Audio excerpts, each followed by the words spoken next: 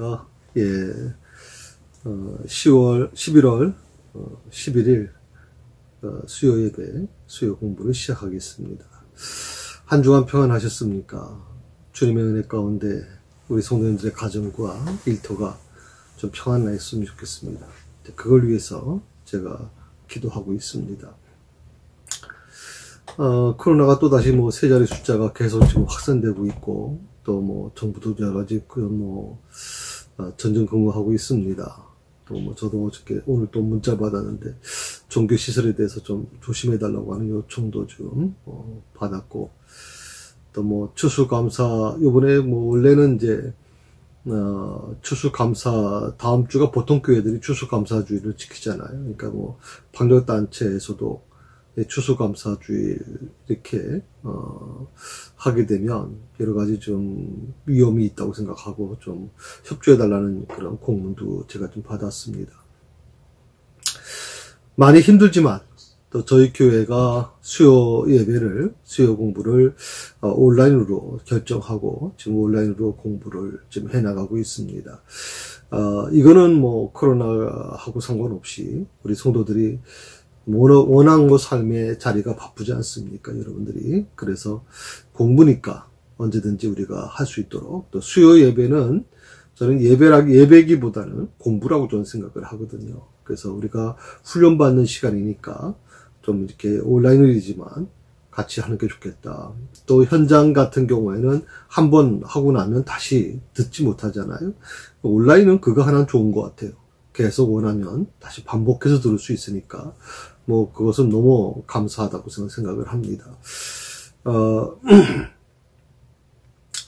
이 온라인 우리가 공부 영상을 지금 촬영하려고 하면 이걸 또 편집하고 또 다시 이제 여러분에게 송출하는 데까지 우리 백남욱 전사가 고생 많이 하고 있습니다. 만나시면 좀 격려 좀 해주시면 좋겠고요. 자, 원래는 이제 오늘 17장을 웬만하면 좀 마무리할까 생각을 했었습니다만은, 제가 오늘부터는 지금 제가 별지에 있는 다른 공부를 조금 추가 공부를 해드리겠다고 말씀드렸어요. 특히 17장이 어떤 장입니까? 예수님의 기도죠. 모범적인 기도입니다.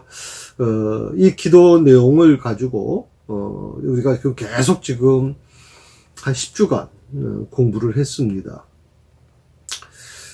그 중에서 가장 중요한 게 뭐냐면, 오늘 좀 11절하고 그 다음에 21절, 22절에 있는 말씀이 공통된 부분이거든요. 한번 여러분 찾아보시겠어요? 요한복음 17장, 11절, 그리고 21절, 22절 한번 찾아서 같이 읽어봅시다.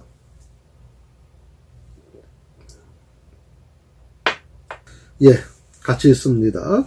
나는 세상에 더 있지 아니하오나 그들은 세상에 있사옵고 나는 아버지께로 가옵나니 거룩하신 아버지여 내게 주신 아버지의 이름으로 그들을 보존하사 우리와 같이 그들도 하나가 되게 하옵소서. 하나가 되게 하옵소서. 그리고 21절에도 아버지여 아버지께서 내 안에 내가 아버지 안에 있는 것 같이 그들도 다 하나가 되어 우리 안에 있게 하사 세상으로 아버지께서 나를 보내신 것을 믿게 하옵소서. 22절입니다. 내게 주신 영광을 내가 그들에게 주었사오니 이는 우리가 하나가 된 것 같이 그들도 하나가 되게 하려 함이니이다.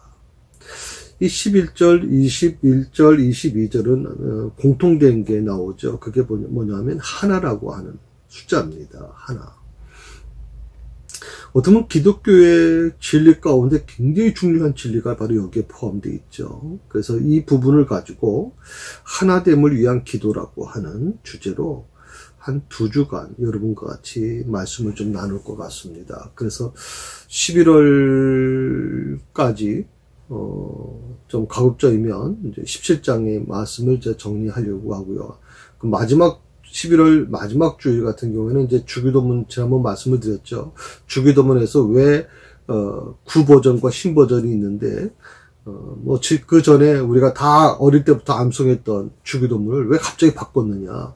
내용 보니까 별 차이도 없는데, 뭐하러 바꿨느냐. 이렇게 얘기하는 분들이 있어서, 왜 바뀔 수밖에 없었는지에 대해서 한 주간 좀 설명을 드리려고 합니다. 그리고 옛날 그 버전과 신 버전의 어떤 그 신앙적인 차이가 뭔지, 고백의 변화가 뭔지를 그 부분을 좀 여러분에게 말씀을 드려서 그 주기도문이 바뀔 수밖에 없었구나 하는 것을 여러분이 알고 고백했으면 좋겠다 생각이 듭니다. 자, 17장을 여러분, 우리가 다 아시는 것처럼 17장은 기도장입니다. 예수님의 기도장인데, 17장을 이해하기 위해서는 17장 이전에 있는 말씀, 다시 말하면 요한복음 1장에서 16장에 이르기는 모든 내용을 이해하고 있어야 됩니다. 원래는 각 장마다 주제가 따로 있기 때문에 각 16장은 무엇이고 15장은 무엇이고 다 이렇게 장마다 어떤 특징이 있단 말이죠. 예를 들어서 15장 같은 경우는 여러분 잘 아시는 것처럼 예수님 포도나무 비유를 얘기해 주지 않습니까? 자, 그런 식으로 각 장마다 어떤 주제가 있는데 17장에 있는 말씀은 1장에서 16장까지의 말씀을 이해해야만 17장의 말씀을 제대로 이해할 수 있다 하는 겁니다. 그만큼 17장이 굉장히 중요한 장이라고 제가 몇 번이고 말씀을 드렸잖아요. 그래서 17장은 가급적이면 몇 번이고 읽으셔야 됩니다. 라고 말씀을 드렸죠. 이 17장을 완전히 이해해야 됩니다. 왜냐하면 이 17장은요, 원래 요한복음은 이해하기가 굉장히 어렵습니다. 상식적으로 이해하기가 어려운 책이 성경이 바로 이 요한복음입니다. 왜냐하면 다른 어떤 성경, 공간복음, 마태, 마가, 누가, 요한을 가리켜서 공간복음이다 이렇게 얘기를 하는데 마태, 마가, 누가복음은 이제 현장에 있는 것을 기록한 것이죠. 물론 거기에는 저자의 물론 사상과 생각도 들어있지만 그러나 대부분 이제 사건입니다. 예수님을 따라다니면서 보았던 사건들을 사실을 기록한 것이죠. 근데 요한복음은 같은 사건이라 할지라도 어떻게 요한이 그것을 신학적으로, 요한의 그 신앙적인 신앙관으로 다시 재해석한 책이 바로 요한복음입니다. 요한복음은 요즘 말로 하면 목회자의 설교와 같은 겁니다. 그래서 사실 어떻게 보면 굉장히 어렵습니다. 특히 요한이 이 요한복음을 기록했을 때 이 요한복음을 읽을 대상이 여러분 유대 사람도 아니고요. 대부분 초대교회 중에서도 흩어져 있는 그리스도인들, 특히 그리스 쪽에 흩어져 있는 사람들이죠. 그래서 그리스 철학에 물들어 있는 사람들, 그런 사람들의 대상으로 이 요한복음이 쓰여지기 때문에 어떻게 보면 굉장히 아주 그 말씀 자체가 미려하고요. 또 그들에게 맞는 어떤 포커스가 잡혀 있단 말이죠. 그래서 여러분이 이것을 좀 깊이 읽지 않으시면 수박 겉핥기식으로 읽어가지고는 이 요한복음을 이해하기가 어렵습니다. 특히 요한복음 17장은 아까도 말씀드렸지만 조금 전에도 1장에서 16장을 모두 이해해야만 17장을 제대로 이해할 수 있다는 거 여러분 기억하시면 좋겠습니다. 그 예수님을 단 한마디로 표현한다면 이 땅에 속죄의 희생물로 오신 하나님의 어린 양이다. 그렇게 우리가 얘기할 수 있습니다. 속죄의 희생양, 희생제물로 오셨기 때문에 어떻게 보면 속죄의 희생제물이 되어 바쳐지는 것이 바로 주님께서 이 세상에 오신 목적과 이유가 되는 거예요. 이게 어렵게 들리십니까? 속죄의 희생제물이 되어 바쳐지는 것이 주님께서 세상에 오신 목적과 이유다. 아주 쉽게 설명드리면 예수님은 죽으러 오신 거예요. 그게 예수님의 사명이에요. 죽으러 오신 거. 사실 우리가 저도 마찬가지, 여러분도 마찬가지입니다. 왜 열심히 그렇게 일하세요? 왜 이렇게 밤늦게까지 그렇게 일하십니까? 언제 쉬십니까? 그러면 쉴 틈이 어디 있습니까? 막 정신없이 일해야 우리 가족이 먹고 사는데요.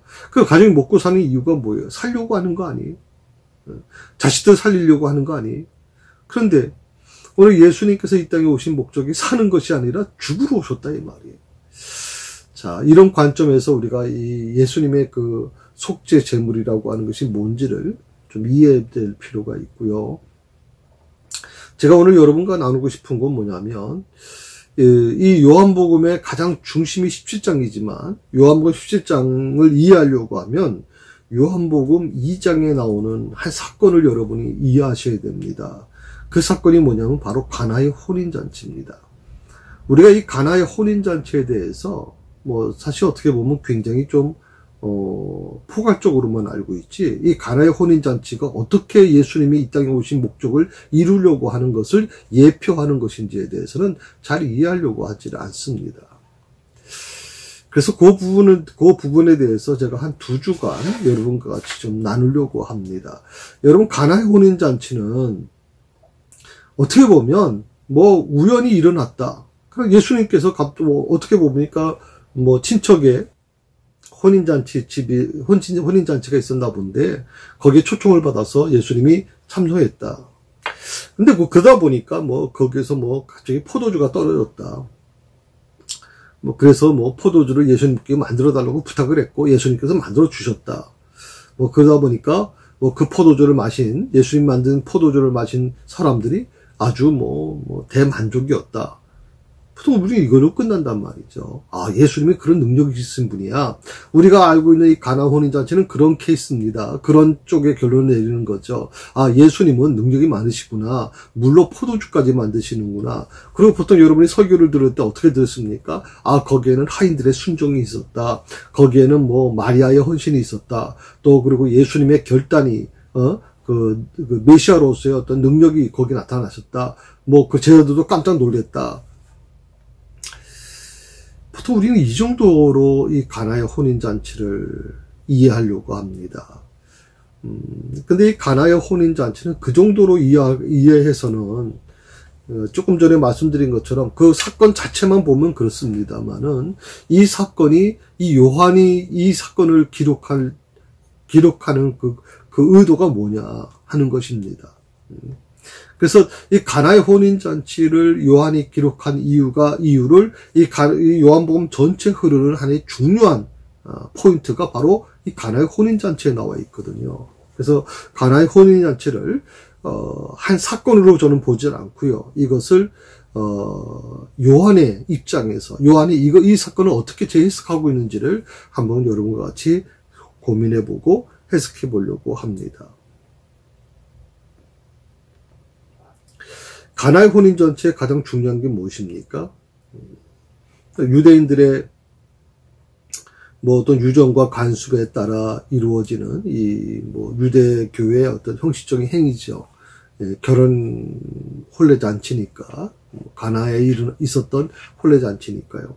그래서 중요한 게 뭐냐면 그곳에 주님이 계시지 않았다는 겁니다. 분명 주님이 참여를 했어요. 제자들과 같이 참여를 했어요. 그런데 주님의 존재는 거기에서 마리아가 예수님의 어머니 마리아가, 육신의 어머니 마리아가 예수님을 찾기 전까지 예수님의 흔적은 거의 나타나질 않아요.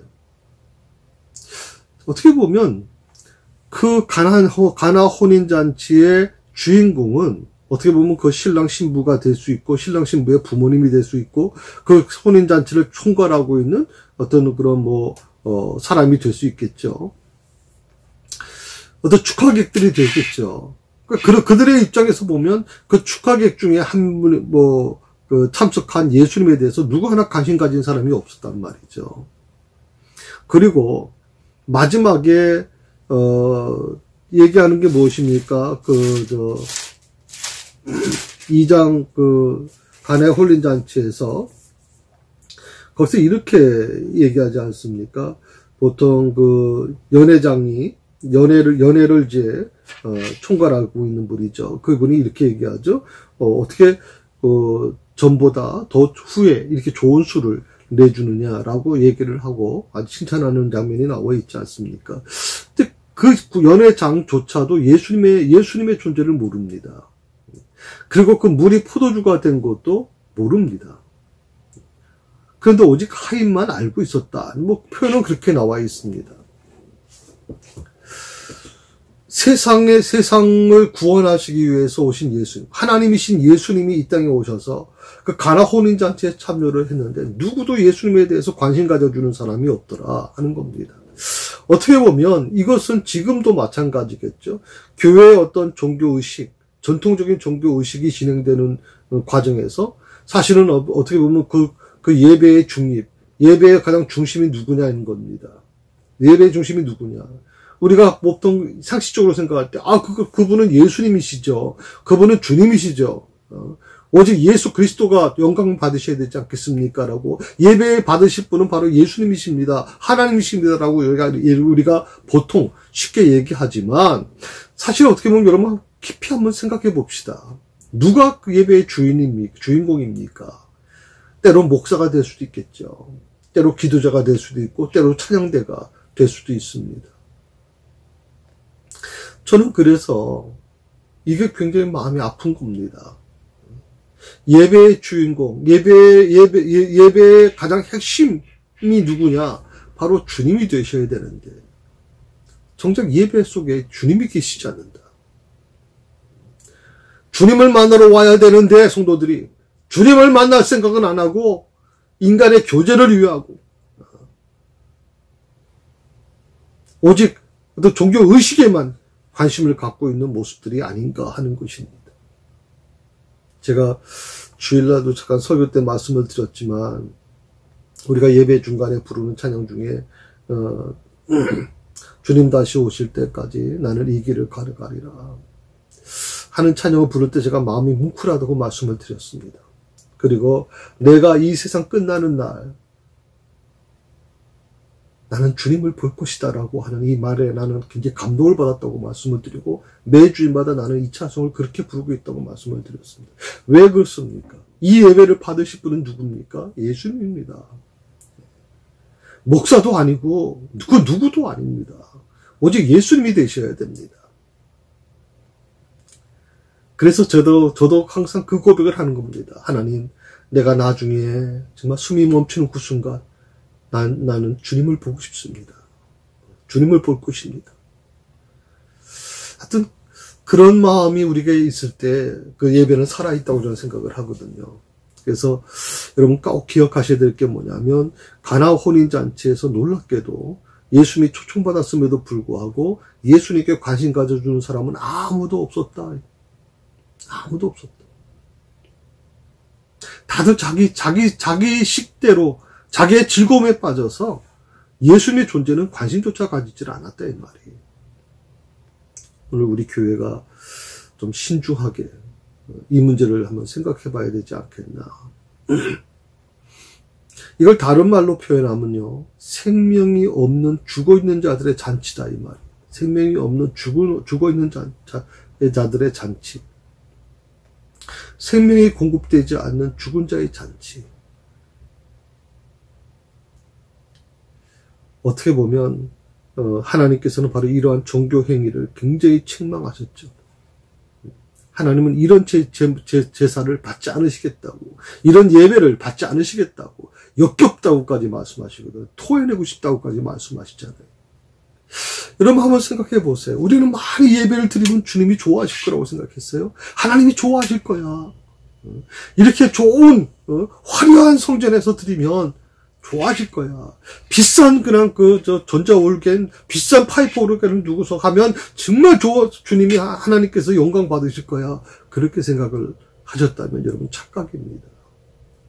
하나님 그러신 분은 아닙니다. 생명 없이 죽은 자들의 잔치가 되는 그것이 바로 예배라면 그 예배는 안 드리는 게 낫습니다. 그런 예배라면. 저희가 한 번은 정말 가슴이 아팠던 건 뭐냐면, 저희가 지금 수리를 하고 있지 않습니까? 본당 지붕 수리는 다 끝냈습니다. 이제 우리 세면 밖으로 이제 배출하려고 우리 조희룡 집사님이 만들어준 정말 최선의 방법을 해주셨어요. 정말 몇 번씩 공사하시면서 퇴근하셔서 밤늦게까지 공사하시고 정말 고생 많이 하셨거든요. 최영선 권사님하고 같이 고생 많이 하셨는데, 이제 그거 포수 다 뽑아냈습니다. 난 참 설치하면서도요, 한편으로 마음이 참 많이 무거웠습니다. 왜냐면 토요일 날 비가 새는 거는 이해가 되는데, 예배 시간에 물이 뚝뚝뚝 떨어지는데 그때는 정말 마음이 좀 찢어지는 것 같았죠. 근데 그럼에도 불구하고요, 제가 어떤 마음이 생겼냐면, 이런 속에서도 우리가 정말 진정으로 예배를 드린다면 주님께서 기뻐 받으실 예배다 생각했어요. 예. 비가 떨어져도, 그리고 한쪽에 함몰이 돼가지고 다 부서져 내렸죠. 그럼에도 불구하고 또 우리 조희룡 집사님, 최우성 권사님, 또 백권사님, 또 자녀들까지 다 동원돼가지고 우리 성도들 동원되고 그거를 임시로 좀 막아놓고 또 그것도 보기 흉하니까 또 청까지 집에 있는 청까지 가져오셔가지고 또 두르시고, 주일날 보니까 성도들은 말끔한 모습을 보셨겠죠. 토요일날은 과관단이었거든요. 과관단이요. 참 그런 모습 보면 이분들이 얼마나 교회를 사랑하고 계시는가, 얼마나 정말 책임감이 있으신가 다시 한번 제가 깨닫게 됩니다. 그리고 고맙게 생각을 합니다.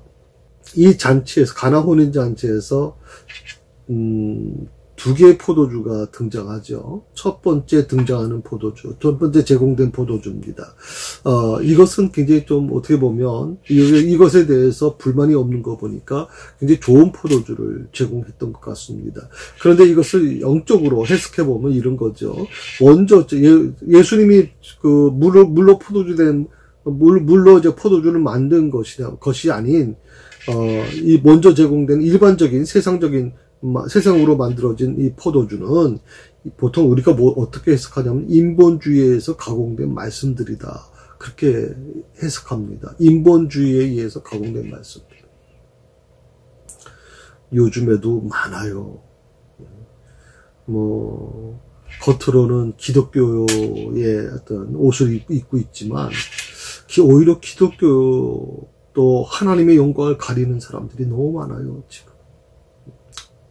또 어떻게 보면 목회자라고 하는 사람들조차도 방송에 나와서 해서는 안 될 말들을 막 퍼부으면서 한국 교회를 비난하는 모습을 보면, 물론 우리 기독교인들끼리는 그럴 수 있어요. 그러나 세상 방송에 나가가지고, 일반적인 방송에 나가서 그렇게 교회를 막 몰아세우면 그게 과연 정말 하나님이 원하시는 것일까? 저는 그것이 우려가 된다는 거죠. 이게 바로 인본주의에 의해서 가공된 말씀들이에요. 자신들은 하나님의 말씀대로 한다 그래요.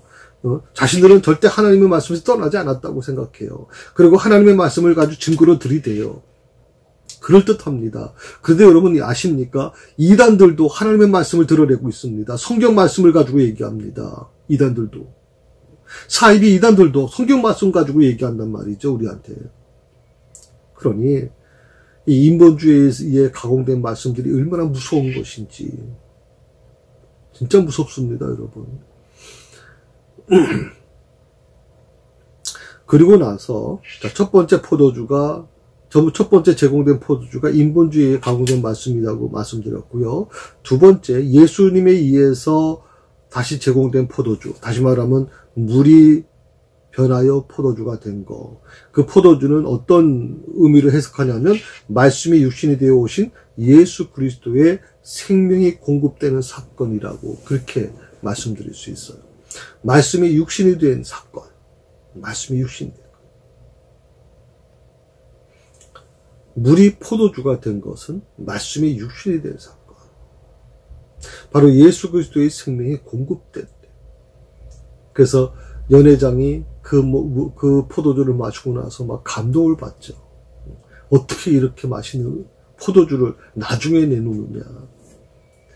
여러분, 우리가 이 신앙생활에서도요, 세상에 무슨 여러분 사람들이 요즘에 정말 돈을 모으려고 참 몸부림칩니다.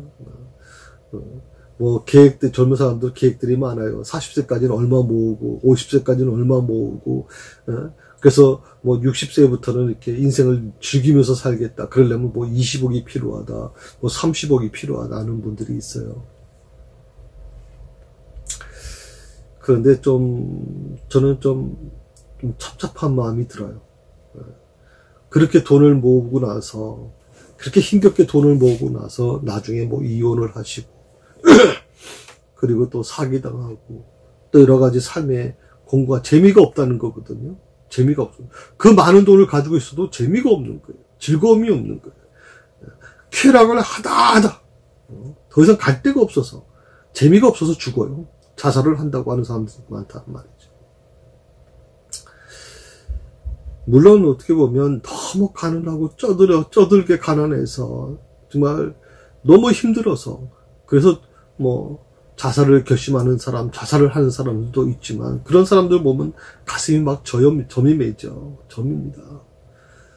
교회가 저런 사람들을 지켜줬어야 되는데 하는 그런 마음 한구석이 있는데, 돈이 너무 많은 사람들이 걷잡지를 못해. 그 쾌락을 걷잡지 못해서 자살하는 사람들은 이해가 안 될 때가 많이 있잖아요.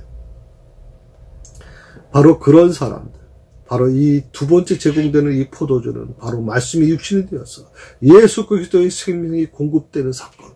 그래서 절망 가운데 있는 사람들이 회복되고, 어둠에 있는 사람들이 다시 빛으로 나오고, 자살하고 싶을 정도로 절망하는 사람들이 다시 회복되는 역사가 일어나는 것. 그것이 바로 하나님의 말씀이에요. 바로 예수 그리스도의 생명이 공급되는 사건이란 말이죠. 우리가 복음을 전해야 되는 이유는 바로 이거예요. 한 사람 등록시키는 게 중요한 게 아니라 그를 하나님의 사람으로, 예수님의 제자로 만들어가는 게 중요하다는 거거든요. 다시 한번 말씀드립니다. 인본주의에 의해서 가공된 말씀은 생명의 말씀이 아닙니다. 그런 잔치는 얼마 지나지 않아서 한계에 이르게 되죠. 한계에 이르게 됩니다. 그런데 혼례 잔치의 주인공으로 중심에 있어야 될 그 예수님이 이 잔치에서는 오직 손님일 뿐입니다. 손님인데 누구도 관심 가져주지 않는 손님입니다.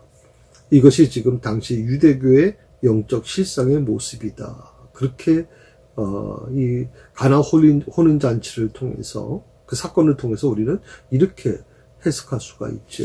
유대교의 영적 실상, 예수님이 계셔도 예수님의 오심을 알지 못하는, 그저 그냥 예수님을 손님으로 참석한 것처럼, 손님으로 참석한 중에 한 분으로 이해하는 그분들 속에서 예수님은 철저하게 물이 포도주가 되는 사건을 숨깁니다. 드러내지 않습니다. 그들에게는 그것을 드러낼 이유가 없다고 생각하시는 거죠. 그러니까 이 사건은, 물이 포도주가 되는 사건은 이 세상에서 두 번 다시 없는 사건 아닙니까? 기적 중에 기적 사건 아닙니까? 그런데 예수님께서는 그 사건을 숨겨버린단 말이죠. 그런데 누구만 알아요? 말씀에 순종한 자만이 알아요. 하인들만 알단 말이죠.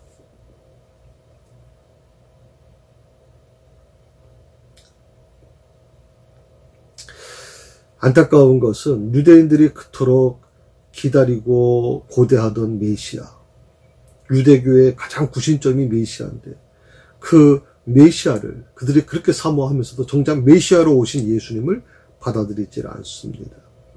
메시아가 왔다는 것은요, 이미 헤롯 왕이 그 당시에 이제 성경학자들한테 문의하죠. 그래서 메시아가 어디에 태어나느냐? 그렇게 얘기하지 않습니까? 베들레헴에서 태어난다는 것까지 다 설명해 주지 않습니까? 그것까지, 어떻게 보면 헤롯이 그것을 알았고, 그 당시에 어떻게 했습니까? 2살 이하의 남자아이를 다 죽였습니다. 2살 아이. 유대 땅에 있는 2살 아이, 베들레헴 쪽에라든지 주변에 있던 모든 아이들을 다 죽였거든요. 그럼 이러면 한번 생각해 보세요. 얼마나 많은 아이들이 죽어나갔겠어요. 그 이유가 뭐냐라고 얘기할 때 아무 이유 없이 죽었겠습니까? 예. 그 소문이 나지 않습니까? 저희는 메시아에 대한 문제가 제기됐을 거라고 저는 생각을 하거든요. 그럼 당연히 유대인들이 가장 소망하고 기다렸던 게 메시아인데, 그러면 유대교의 가장 구심점이 메시아인데, 그런데 정작 교 안에 과연 예수님의 메시아로 오신 예수님이 계시느냐? 안 계시다 이 말이죠. 그 자리에 누가 자리 잡고 있느냐? 유대교의 지도자들, 그리고 바리새인들이 자리 잡고 있는 겁니다. 기득권자라고 그렇게 얘기합니까? 예. 이들이 틀어지고 놔주질 않는 겁니다. 메시아로 예수님이 오셨다는 것을 알면서도 이들은 인정하지 않습니다. 받아들이질 않습니다. 기독교를 놓으려고 하지 않는다는 거죠. 근데 어떻게 이게 가능했을까? 근데 사실 여러분 어떻게 보면 지금 한국교회도 마찬가지입니다. 우리 현실도 다를 게 아무것도 없는 거죠. 교회 주인이 누구냐? 교회 주인이 누구냐? 유대교의 주인이 누구냐? 유대 땅에 오신, 어떻게 보면, 이 세상의 주인이 누구냐? 바로 예수님 아닙니까? 유대인들에 있어서 유대교의 가장 중심이 바로 메시아인데, 메시아로 예수님이 이 땅에 오셨는데, 그런데 정작 놀랍게도 그 자리에 누가 앉고 있느냐? 바로 유대교의 지도자들과 바리새인들이 앉고 있다 이 말이에요. 지금 교회 주인이 누구냐 이 말이에요. 교회 주인이 누굽니까? 목사입니까 여러분? 장로입니까? 누가 대체 주인입니까 대체? 예수님 외에 그 누구도 주인 되면 안 됩니다. 저도 지금 이 새사랑 교회를 개척하고 21년째입니다. 이제 한 3주 정도 있으면 또 우리 교회 창립 27주년 예배를 드립니다. 항상 지금도 또 21년째 계속 제 자신에게 묻습니다. 이 새사랑 교회 주인이 누구냐? 묻습니다, 저는 그리고 이 새사랑 교회 주인이 바로 예수님이 되기를. 절대로 이 백인문 목사가 주인 되지 않기를 그렇게 제가 결단하고 수없이 하나님께 대묻고 있습니다. 혹시 여러분들이 느낄 때, 새사랑 교회는 백인문 목사님 거야. 백인문 목사님이 주인이야. 혹시 그렇게 생각하시는 분들이 있다면 제가 회개해야 될 부분이라고 저는 생각합니다. 성도 여러분, 교회의 주인은 오직 예수님입니다. 우리는 그분의 지체이들이죠. 그분을 위해 존재하는 자들입니다. 목사인 저도 그렇고, 여러분 모두가 다 그분을 위해 존재하는 것이죠. 놀랍게도요, 결혼식이라는 게 뭡니까? 두 남녀가 만나서 생명이 하나가 되는 겁니다. 생명을 잉태하는 겁니다. 그래서 어떻게 보면 이 결혼식은 그래서 굉장히 중요한 것이죠. 왜? 생명을 잉태하는 자리 아닙니까? 그 생명의 잔치인데, 그 생명의 잔치에 놀랍게도 생명이 없다는 겁니다. 그래서 이 잔치는 계속 유지될 수가 없었던 것이죠. 그래서 놀랍게도 원래 이 잔치에 포도주가 떨어지는 법이 없습니다. 유대 잔치는요, 우리처럼 이렇게 하루 한 2-3시간 하고 끝나는 잔치가 아닙니다. 유대 잔치는 최소한 일주일입니다. 길면 10일까지 하는 경우도 있습니다. 마을 잔치거든요. 그러면 여러분 아시는 것처럼 마을 잔치면요, 포도주를 대충 마을에서 몇 명이 참석할 거라는 걸 왜 모르겠습니까? 그러면 넉넉하게 하거든요. 이 포도주가 떨어지는 것은 수치이기 때문에 유대 땅에서 포도주는 아주 며칠 동안 마음껏 먹어도 남을 정도로 그렇게 넉넉하단 말이죠. 그런데 놀랍게도 포도주가 떨어졌다는 겁니다. 어떻게 보면 이것은 굉장히 중요한 사실이죠. 잔치 자리에 포도주가 없다. 그리고 아까 조금 전에 말씀드린 것처럼 이 포도주라고 하는 것은 생명과 연결된 거죠. 생명으로 해석할 수 되는데 생명이 없어졌다. 그 얼마나 놀라운 겁니까? 마리아가 예수님께 포도주가 떨어졌다고 하는 이 말, 이런 의미가 있는 거죠. 여기에 이제 여자의 후손인 당신이 생명이 필요합니다. 당신의 생명으로 이 잔치를 완성하십시오라고 요구하는 것으로 해석할 수 있다. 그러니까 포도주가 떨어졌다고 하는 이 어머니 마리아의 말은 여기에 이제 여자의 후손인 당신의 생명이 필요할 때입니다. 당신의 생명으로 이 잔치를 완성하십시오라고 요구하는 것이다. 물론 마리아가 이런 영적 의미를 명확히 이해하고 있었다고는 말할 수 없죠. 그래서 마리아의 말을 들은 예수님께서 이렇게 말씀합니다. 여자여 나와 무슨 상관이 있나이까? 내 때가 아직 이르지 아니하였나이다. 여자의 후손으로 오신 예수님께서 왜 이런 말씀을 하셨을까요? 저는 분명히 예수님께서 이 모든 상황의 의미를 알고 계셨다고 생각하거든요. 그렇다면 예수님의 어머니 마리아는 누굽니까? 바로 창세기 3장에서 예언된 여자 아닙니까? 여자의 후손인 예수 그리스도로 세상에 나온 여자가 바로 마리아 아닙니까? 그 예수님의 대답에서 여자여 나와 무슨 상관이 있나이까 하는 이 질문의 뜻이 무슨 뜻일까요? 여자여 나와 무슨 상관이 있나이까? 우리 유교를 신봉하는 이 동양적인 사고에서 보면 어머니 보고 무슨 여자여라고 얘기하느냐. 그래가지고 예수님께서 예의범절이 없다 이렇게 얘기하는 나이 드신 분들, 그런 분들이 혹시 있을 수 있어요. 그런데 여러분 여기서 말하는 여자여라고 하는 것은 하대하는 말이 아니죠. 이 여자여라고 하는 말은 아주 그 존칭의 표현입니다. 유대 히브리어 그 헬라어의 말에 보면 굉장히 아주 극존칭으로 쓰여지는 말이에요. 그래서 그렇게 여러분이 이해하셔야 돼요. 우리말로 해석할 수 있는 게 여자요라는 말밖에 없기 때문에 지금 우리가 이렇게 표현했지만 이것은 하대하는 게 아니에요. 아주 존경의 표현이에요. 존경의 표현. 우리 요즘에 뭐로 표현할까? 우리말로는 여사님? 그보다 더 좋은 말이 있겠나요? 존칭하는 말이. 자, 이런 어떤 부분이겠죠. 여자여 나와 무슨 상관이 있나이까 하는 이 질문의 의미는 당신은 태초에 약속된 여자입니다. 그리고 나는 그 여자의 후손으로 지금 여기 있습니다. 이러한 사실을 당신은 알고 계십니까?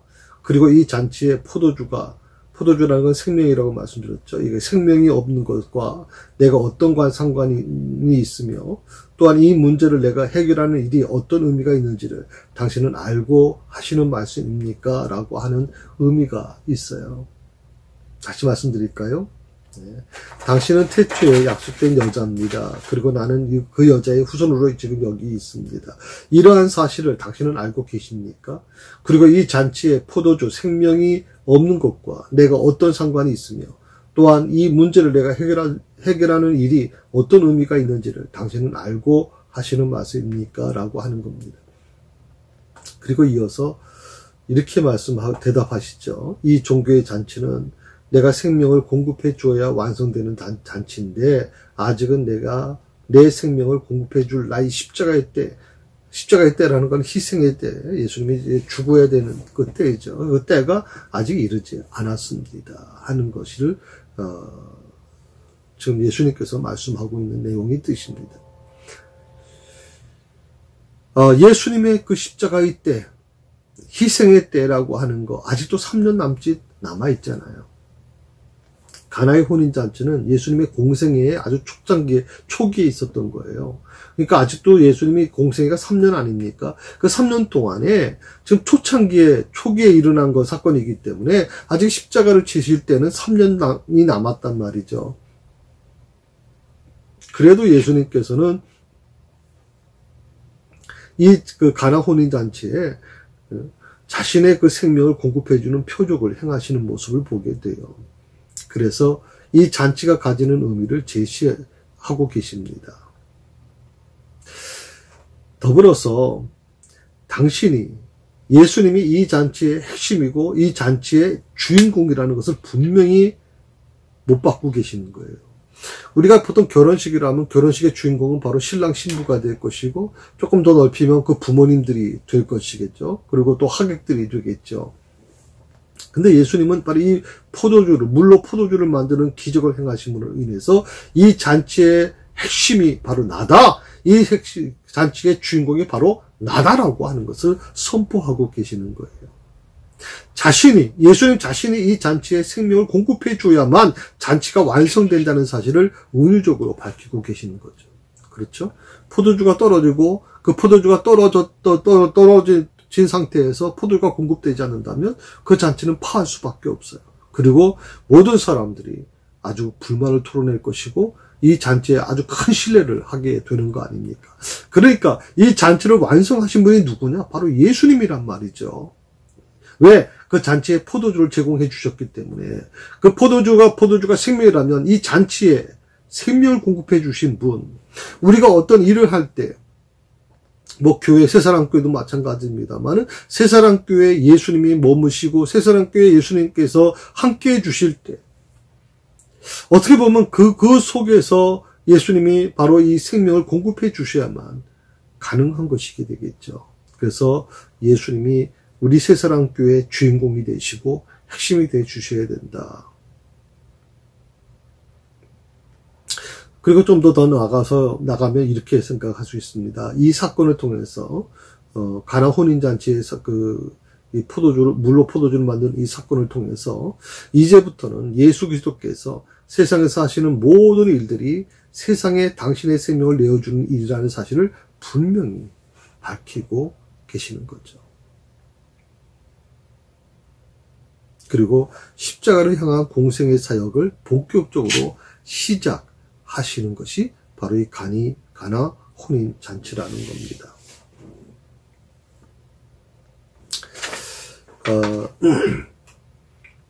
조금 더 할게요. 가나의 혼인 잔치에서는 예수님께서 당신의 때가 아직 이르지 않았다고 말씀하셨어요. 여기서 가장 중요한 게 당신 때라는 겁니다.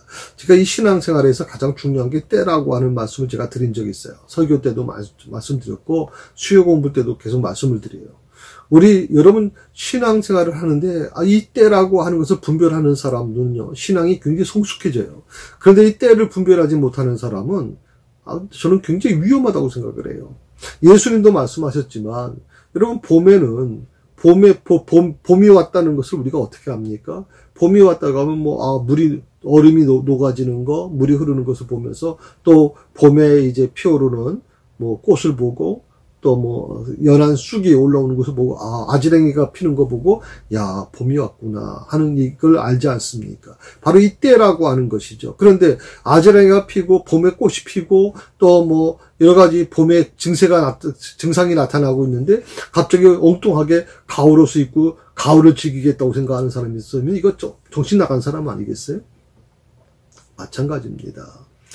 오늘 예수님의 때가 있습니다. 그런데 예수님께서 가장 중요하게 생각하는 것은 바로 이 가나 혼인잔치에 예수님이 당신의 때가 아직 이르지 않았다고 분명히 말씀하고 계시는 거예요.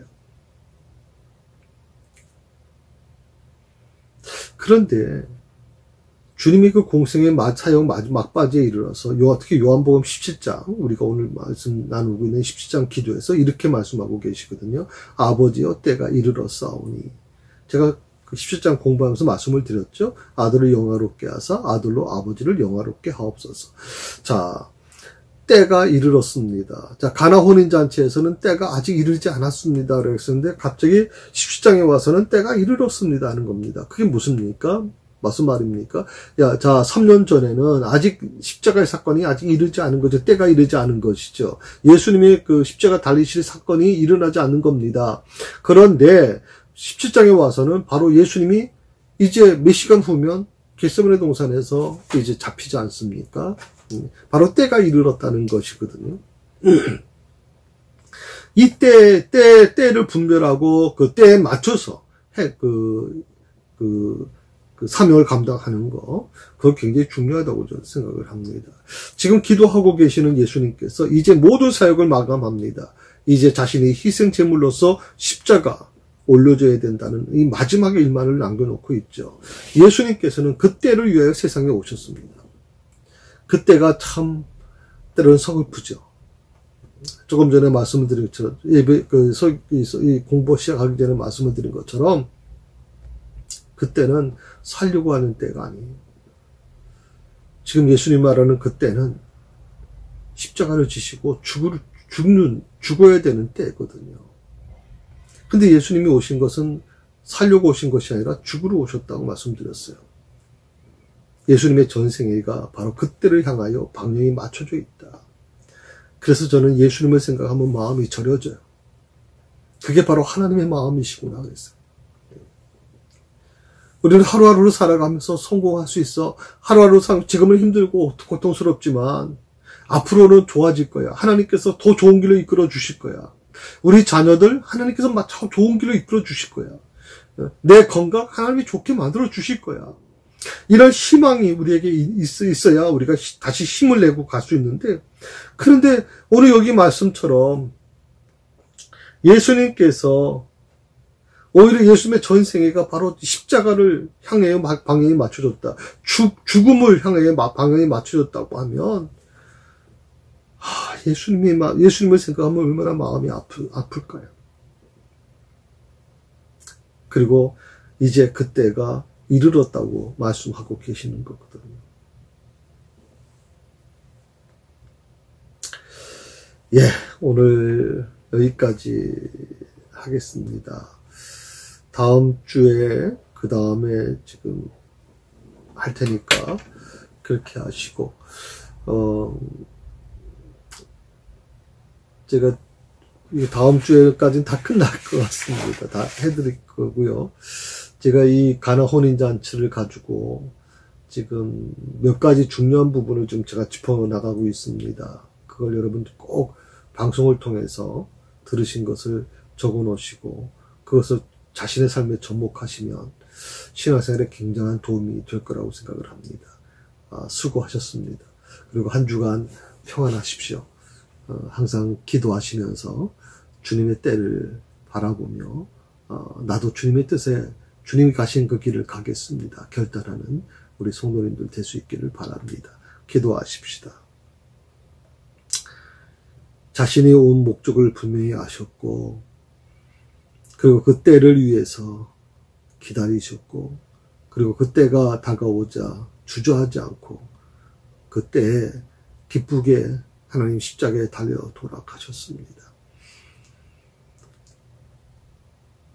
저는 그래서 예수님을 생각할 때마다 마음이 저립니다. 온통 이 땅에 오셔서 온통 그 십자가만을 바라보며 십자가만을 부둥켜 안고 살 수밖에 없었던 예수님의 모습 속에서 그렇게 해서라도 이 인류를 구원하시려고 했던 그렇게 해서라도 아버지의 마음을 또 아버지와 또 아버지 하나님과 또 이 죄인들의 손을 붙잡아 주시고자 했던 그 예수님의 마음을 아버지는 저희가 어떻게 다 헤아릴 수 있겠습니까? 그러나 오늘 기억합니다. 주님의 뜻에 아버지 주님의 뜻에 온전히 저희가 순종해 나갈 수 있도록 도와주시고 그 때를 아버지 기다리시고 그 때를 분별하셨던 것처럼 저희의 삶에서 그 때를 하나님이 허락하신 그 때를 기다리며 그 때를 분별할 수 있는 영의 눈이 열릴 수 있도록 저희를 축복해 주옵소서. 오늘 밤도 편안한 밤 되게 하시고 늘 주님을 사랑하는 귀한 성도들의 삶 속에 근심과 걱정을 주께서 맡아 주관해 주시옵소서. 감사하오며 예수님의 이름으로 기도드립니다. 아멘.